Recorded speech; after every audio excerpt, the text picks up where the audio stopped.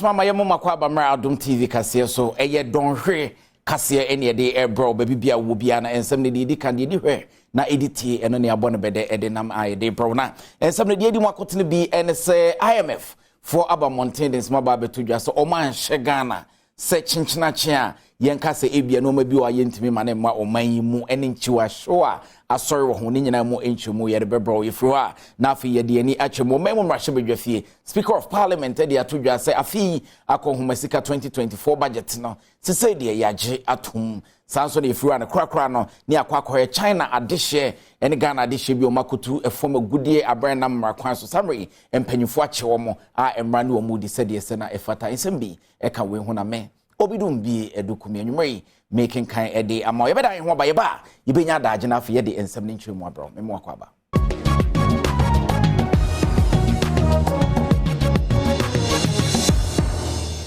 yenko ensem na ankasa mu ye kwa na yede ani echiremu ewo dwumadie bi a ekopie mu ewo mamu mrahye bedwafie enkrata asoye a eno enehwe adwadie ho nsem so ede komo mamu mrahye bedwafie se omo hwe se de be no ma bi ho a yebetime na omamu nte hu hia se yebekra ede ababiu na yede tabo atoso na wo nsa betime aka bi kra je se ofa mrakwan so getumi krata anom ne ade ene ekopie mu omamu mrahye bedwafie se be aban se wasesa na dwene enti dwumadie no wasanso atwen ede asensen Omanfo bekaya mrahye bedwam asoye a womo enehwe trade and industry ekojira mrahye bedwam ene mrahye bedwafo ekodi nkomo edefa legislative instrument nhihye aban no aye a odi si ho kwan enema hodo bi a womo krai adeba omamu ha leno anadom ketwa na wo mrahye bedwam no womo authority aye se wo se aban no aye nhihye e wo man Ghana ansa na womo etusa na mo no eno ntino mrahye bedwam chiame etu eda no ekoda foforo se womo ensa mesi nkonya no ana womo esan kosi nkonya no mrahye bedwafo anyantum na we na aba betodwa se airline no womo atwe asensan onipa wono enene Adom News nsenchoni ohene amponsa atwetwe ho nkomo eyosoafo a ono enehwe de ubo ehun nsem so kodwo opon nkruma oma enti omo ase still no edinkita ho kakra ya de a ho behia mo man ni nyinara se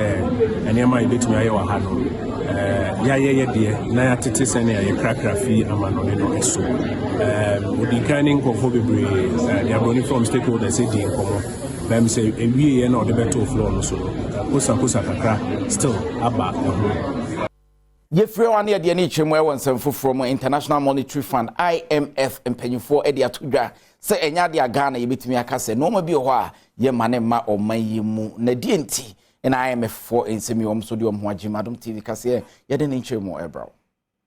International Monetary Fund the twanetiase IMF amana to Ghana ban se enya de obetimi e de ohye anase tabono ato enema okrefra manone ebe man Ghana mu isa nhihye ye bi a woni Ghana ban agitu mu abra woko IMF akakopemo IMF bailout package a wode ema man Ghana no na ewomu se ekoyi ebema oman Ghana America dollar opepepe miensa 3 billion ifra fimpinu ni aduonu miensa edukosi afimpinu ni aduonu ensiemu na wo hwe enkrata woni oman Ghana esensan ye no a krata feto so aduosu ensia ekere se no imposition or intensification of import restriction for balance of payment reasons ya ekere se enya de a oman mpanifo betimi de tabono ato ne ma wo krefira manone aba oman Ghana mu ekwan bi ya so afei jinaye ennan bi nso ewomu a Ghana ban entimi ensi wabra woda so hye IMF ase ene se wontimi enfo hye ento amanone sika so wabra wodi nsa woso ewa amanone edwa so enyade nso obetimi edi sika hodo bebre edidwa ene miyenu bi a eka ho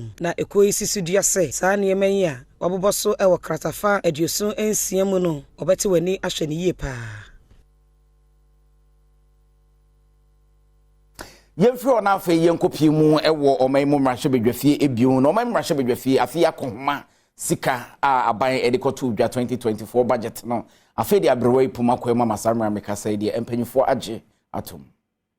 Chebedwafie chiame Aban Bagben amane ba wodi atudwa ene se afin penu ne adono na ekomasika oswafo hwe oman sikasem so kenofo wiata edebetudwa no mrahye bedwafie age atom na abra ko homasika no oswafo no edetudwa no donkuma mrahye bedwafie enya de se bomani agen ho enu nte no akoye kana menka bi ewodom kuma no ne dom kese no intem na so abra wo mo eto so aba no dodro na ne pene so a wogitu mu Abraham Rashibejafie Chiame Urban Backbone. I don't want my boy to Rashibejafie Nemono. Nisimbia Wadia Tuja, any. And 38. Noes 136. Absent 1. Honorable members, the ayes have it.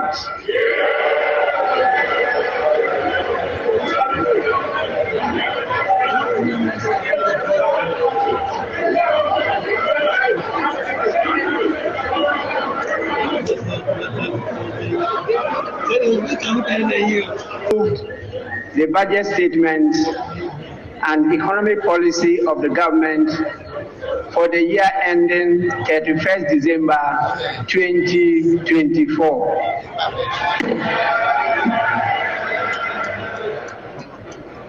Honorable members,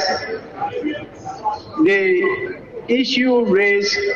by Honorable Joe Garte is an issue that has come up a number of times in this house.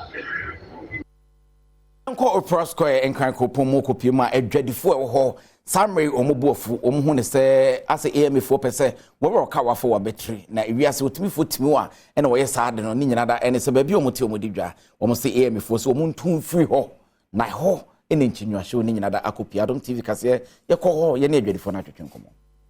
Omanfo a womo eton electricals ewo Opera Square. Kasa ewon central for nhyiemu a ekoso ewon kran wodi to dwa se baby a womo eton ade ewo Opera Square electrical CB containers ahodo ewo ho any stores a omanfo etimo eton womo enema no womo hu se omanfo bi abetro ho ankrata womo de bae no efi AMA womo office a chese womo entu fi ho na private developer bi emesi adan any stores ewo ho openi ono enedi nsemi eto Adom News central for enim William Abrokwa welfare officer Emma Guta in crime.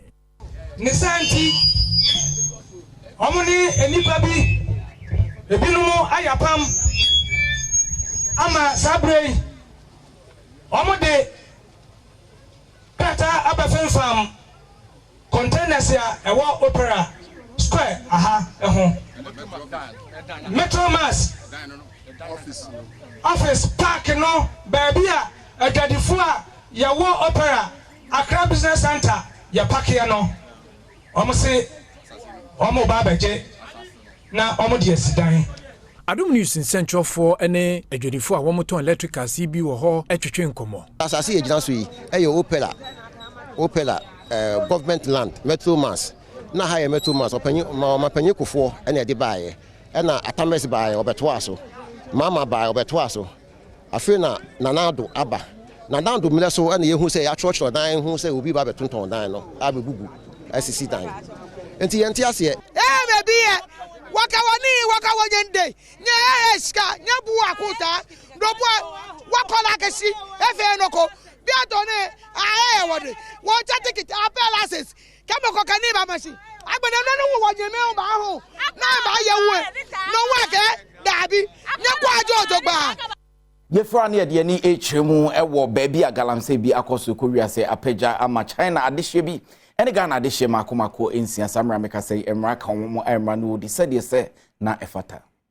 Adom Kasia Maniboni Isaac Nomenyo ene NS Adofo District Manager etwetwe enkomono oditu dwase okochere saafoi wabra omudi wonjume bi ewo oda kwaye nsuo no emu ochiremu se saa kwaye ewa Mansie Central mensinemu wasante mantemu ne bra okoduru honom no onya excavators insia wode eja etumu enipa wochire wo mu Michael Kosa wode mfiedu no nwotwe Basis Shizu edi mfiedu no nwotwe Amadu Musa edi mfiedu asanso Prince Bache edi mfiedu no Medoji Kofi edi mfiedu asa ena akwasi edu edi mfiedu asa wo mu nyina ye Ghana fo nanso Shiti Anchao edi mfiedu ya nan a oye China ni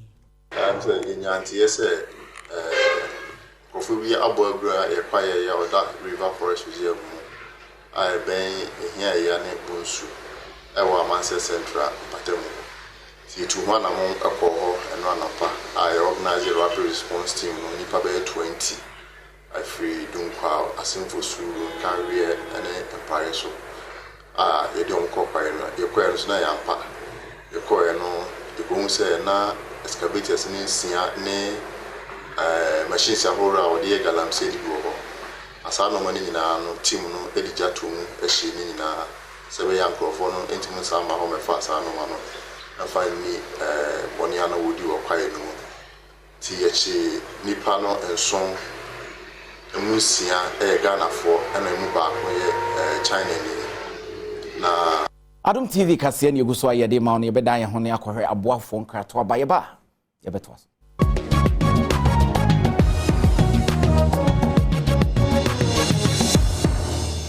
Adom TV kase ne guso ayede ma no yensa mo akwa ba biu na ye koye ne mu a ne ye ko oman mu mrahye bedwafie eho e na osofo a wono ne hwe agudie ho nsem so e wo mai mu nsase enimu no mapa ho nsem so e dia ba betu dwase lithium erade Adom yensa aka ne anye hwekra no ohamo bupembe se edu royalties omanga na yensa beka osofo a wo hwensa sinimu adodode so Samuel Abuginapo echiremu a Lithium yutuo eho enhyehyeye a Ghana ene Bawari DV Ghana Limited ye no ebi kwa amanone na eso mfaso ba oman Ghana benya so emfaso ohamu chichemu edu a eno kra na nchen onyanwie ho nhyehyeye sansafe no ode kwa kwato emrahye bedwafo anim amoagye atomu wode sansem we tojo wabra one semtwerefo hyiamu ya no wo kyerɛkyerɛ sɛdeɛ lithium mining lease eho nhyehyeye etie. What this simply will mean is that when it is all over,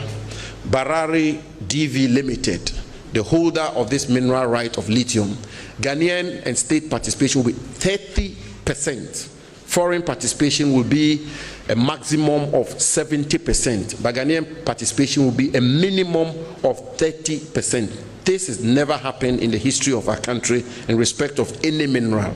Never. Ladies and gentlemen, and for the first time in the history of our country,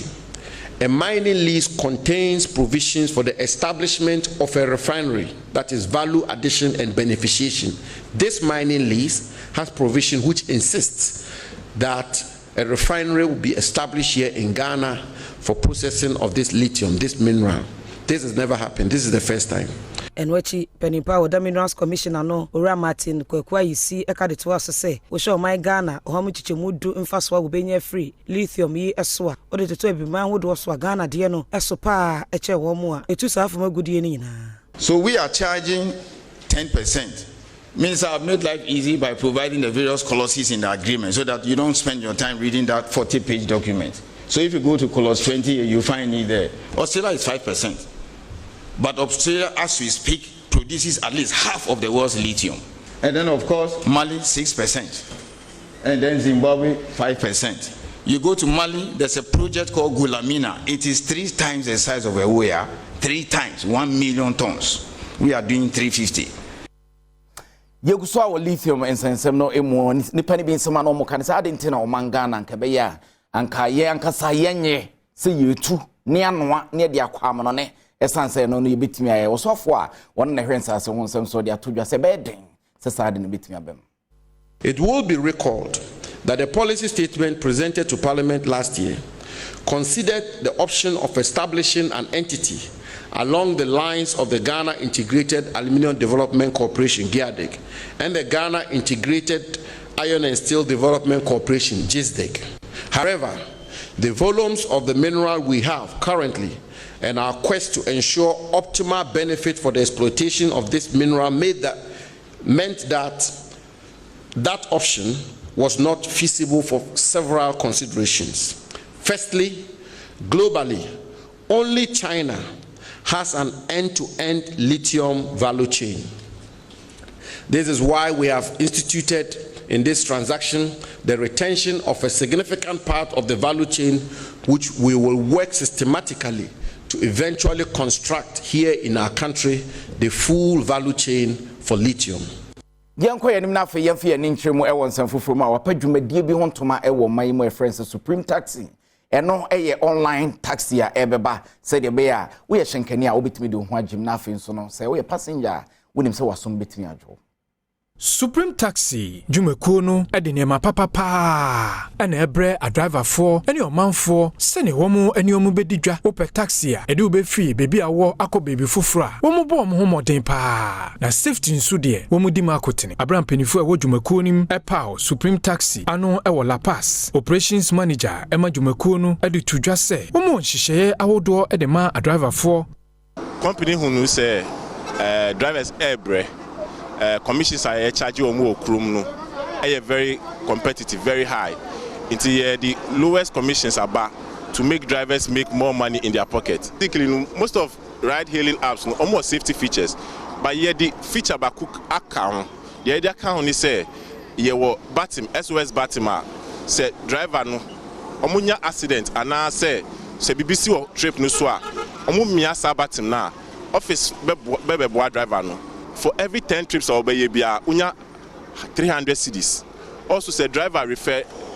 another driver unya 100 cedis. Passengers from mobile app no so. For the first 5 trips no unya 30% discount. Wasan editor a driver for him say womo nhihye awodo bia eno nso na bebo mo pa enti womo enwe say womo bebo mo nchen na womo eni womo edidwa. Supreme Taxi de me who say a fine. Because my try other companies, taxis, other cars, and difference now me who is kind of good, is big. Discounts now we more demand, and I don't get that from the other way companies. So me as a driver now, I prefer say Supreme Taxi. Every driver will actually take that opportunity to drive in their company. Yeka as ashenkafo ho asem no ene yi omanfo a won so ehyen ho dwumadie na wodie meche transport operators e de atodwa say 24-hour economy say oman no omanfo eye adwuma de mu ni nyina anajo awia ene anwumre no say eba ebetimi aboapa ni nyina ne say Ghana yebisom ni atimi ayeniye. Deputy National Public Relations Officer Samuel Amoa Echiremua ashen adwuma ne sesei egu esansanhye papa bia eni hono a ebo awo mu sanso ena fango bo kwa na ekoso ensemhwefo nhye mu ase ena benipa bedi echiwe ya wakasa ema GPRTU Samuel Amoa echirese 24-hour economy a watete se kanema mpanyi John Dramani Mahama pese wode ba no ebetimi aboa pa ama ashenkafo adwuma agina brane why ne say yehwa ashenka adwuma na akofom adwuma na igu ye stations ahodo ne bebre na era ne shift we call na echina na watena se na another one aba ebi betima park be 2 days no onya bi nkoe nti se koba ne se ya 24-hour economy policy yatimi aba institutions ahodo bebre be ya adwuma 24 hours omo be buy stations aba be froka ebi be wo kwan ho nso omo peka taxi for ne ade nyina betimi enya akwanya e de enya adwuma aye anything and their friends and chofo nhia mu say sa 24-hour economy policy ya ye nuanum bi say omode ba no ye de ye nias amanyokuo bi achi na mum ye sha ebetimi aboa ye say ahyenkafo anything and their friends and chofo nhia mu enwachi ena ekomafo bi enso de to aban anim say 124-hour economy hu no hwese ebetimi aboa adwumayefo no onyai se wode amanyosem ehyemunti wonti bi hu faso a ewo sa adwumadi eso 24-hour economy ne ba dia and the passengers ne bi kwa adwuma no pa ne bi kwa wia ne bi kwa nwumre ye na de ombeko ne ya sa de omaba aboso kan bibi ne hia obetu anya atonajo even skabi na beso kokko yi o baby obetu akọ filling station nyina be adwuma 24 hours no security nso be tight nti krodu bi ankoso na de ba kwa me pese me kama government in power enkrofo ne tese wo mo se won be break 8 e fine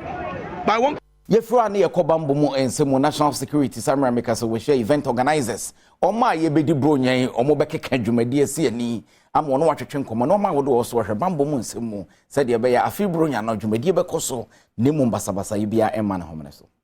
Nshiamu nase no events and show organizers promoters vendors ene ekwekwa fufuo bebre ene ekọ hono mo a wonom kwadwendwene akwan pa wo befa so sebe ya December in Ghana nyuma ahodo a obedie no ebetumi akoso ama bibia aye kama ewo mu Akwasi Agiman CEO ewo Ghana Tourism Authority Roma ehye no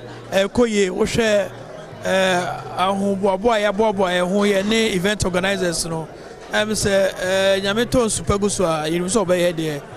Bibia Beko Kama, and any national security, any event organizers share, ɔmo nso abɛkyerɛkyerɛ nneɛma a ɔmo de ato kwan mu sɛ bɔambɔ ɛbɛkɔ soro ɛma obiara nsuro sɛ ɔbɛpie akɔ event no anaasɛ program bi opia mensuro kora because national security any other security agencies police military obiara ka ho sɛ bambɔ no deɛ ɔmo nso deɛ ɔmo deɛ ato kwan mu maame baako a wɔyɛ adwuma ɛwɔ national security ya wɔ nneɛma ne boni ɛtwetwe nkɔmɔ no ɛkyerɛ nneɛma bi a wɔnom a wɔbɛyɛ shows ahodoɔ ɛwɔ saa bere no mu no ɛsɛ sɛ wɔnom edi gu akwan mu sɛ bɛyɛ a wɔnom wɔbɛbɔ dwumadie no ase bie no wɔbɛtumi abɔ wɔn ho ban wɔ abere a ato rɛnkyɛm anaasɛ ɔyɛ no bi a ɛnsie ɛwɔ sɛ ɔmotumi ɛde nneɛma gugu akwan mu said they can we are not in normal times untumi nhwe ni panim etumi nkyerɛ adwen a ɛwɔ ne chim nti obi bɛba event na se ebi ɔbɛba no kuta adwen papa eti sɛ ade a woyɛ no wɔ baabi a mɛfa no sɛ dɛm a ɛno sa no tumi de BBC entrance a so nipa kɔ ne ba betumi akyɛke no ahwɛ sɛ oni bibi wɔ no ho obetumi di awu ana bibi saa but ya bonten so a that means that our police presence no ɛyɛ more police visibility no ɛyɛ more because bibi bɛsi wɔ bɛsi on the spur of the moment ɛnya yɛbɛsa dan yɛn ho akɔfa aboafo nkrato aba yɛba Adom TV kase yɛbɛsa ato aso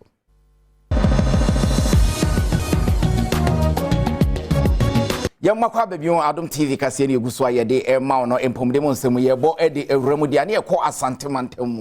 asantemantam ne ne empanyfo de atodwa sɛ ɛnɔma hodo a ɛboa mampomde ho nsɛm tibi kɔnkan a ɛtɔ ape empanyfo to na jeje mu no ɔbɛhwɛ na animanimu ya no wayɛ ho adwuma Kumawu ene Fomina district ayare sabiano eka project ahodo a na share United Kingdom export financing ase na MPP aban no e de atodwa se $38.3 million no na ye total ye $175 million ana womo e de share project be 7 mu abra amanyoko no eba aban mu na we na ban no de tudwa se project na womo ye sika na ewo mu no na nya de a ebetimi aboama project no abawiye presidential advisor a ono eneda apomodin ewonsem so Dr. Anthony Sia Asare kasa efansem hui wokoso kire mu sei so wo hwe apomodin a aban we ba apomodin do Ashanti region ko a o kasewia ene aferi tepa ma okokononwo any environment projects aye enum ewo sabronum twede subin manson kwantane drobonso any 17 district hospitals ewo agenda 111 any mental hospital ebi ma bedo betada ewo onwe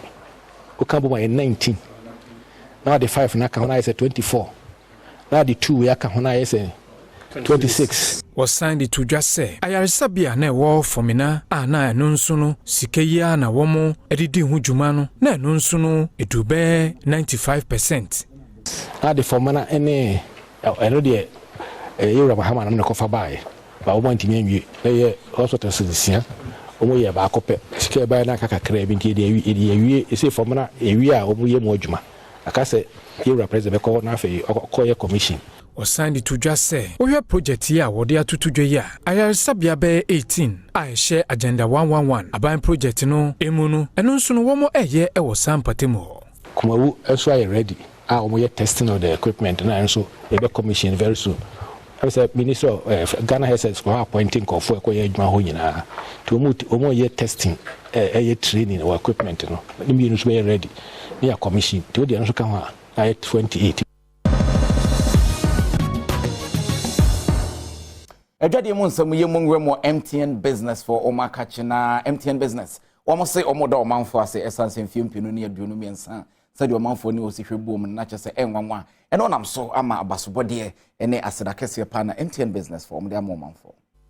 esanse enche afeno ebeko na wieye intino MTN business edi aseda PSA ama wo customers a afimo ni nyina no wo ne wo aye adwuma abom na wo business customer appreciation gala 2023 no wo de ho dwumedi hyehyɛ so all about the beach hotel ye no ewon kramantam no emu abradom kasie kopi honom ne ani operations officer ema MTN business Richard Densu etwetwe nkomo no o kire mbota yenti a wo mo de se dwumedi hyehyɛ so ye program we say ye de da ye customers nyina ase eyomunti na ye wo ho enti say ye na ba enda yes yɛhyia ne yɛda ho ase ɔma yɛ mobile ha nyinaa obi anya award obi anya something obi anya bibi aha but ebinom wɔ hɔ nso a ne yɛpɛ sɛ yɛda ɔma ase in a special way and is ɔma yɛ business for a long emergency team aha nti ɛno yɛ award ɔmo ɛna ɛma nso ɔmo business nso yɛhyɛ daa ɛmɔ awards Wamanasoa wakade to aso sɛ enyumaku awodo a wɔn mfa wɔn tuma mebɔ wɔn dia no embo homodian sɛ ɔbabɛka wɔn ho sɛ de bɛyɛ a wɔn nsa ɛbɛka mfasoɔ no ebi na aboa ama wɔn adwuma no etumpɔn MTN business yɛ wɔn hyehyɛ bebree ade boa businesses enti sɛ wonni yɛ network no so a yɛ say wo de bra na bɛhwɛ aha enti sɛ bibi na ohia obetumi afrɛ 0244 308-111. Obetumi ni akasa. Ni betio ni aye de bebo business no. Adom TV kase yeguso ayede ema de adru so yago kanse mu nsem Mrs. Mavis Avonyo fine lady, adorable lady. Ono na visit show ye ne de YouTube ya no wahwe bi. Akomu de hye ba akopɛ ode bro.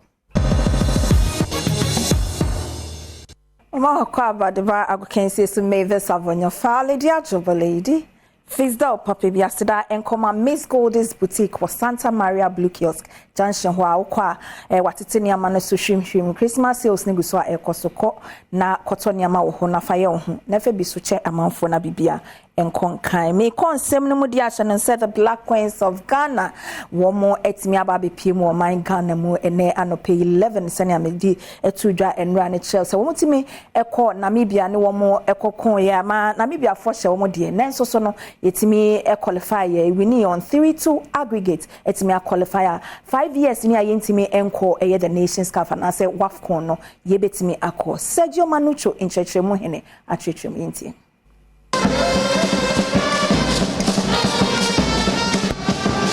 na maya ne beduru ye no na nya agro kura nipa pepia nkoma na kotwa hia akotoka we mchenji na bia wa GFA president one ne ESCO members ne die animu afi Ghana 43 na mu nyina agigi mu a omukohia maya ifefefe Ghana animu omukoteye epegya ye franka ne konkonkon no esese ye hwe animu se Northampton ne maya ebejo ma home kakra sa ho sesi ne hyase a omaburu mu bojani na makopie Morocco na AFCON akensie yi omasa akwa akogine